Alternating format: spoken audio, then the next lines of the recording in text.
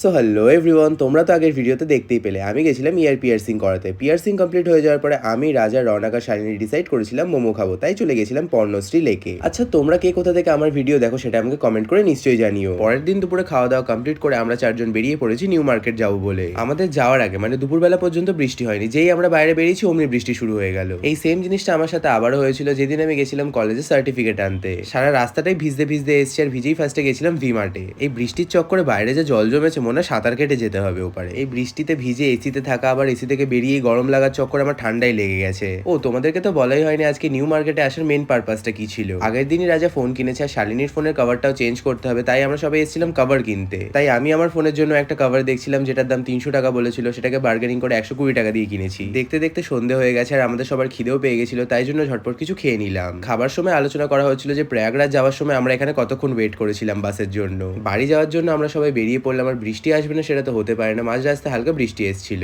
ভাবলাম একেবারে জিম করেই বাড়ি যাই, তাই জন্য ঝটপট চলে এসেছি জিমে। So that's it for today, দেখা হচ্ছে নেক্সট কোনো মিনি ব্লগে।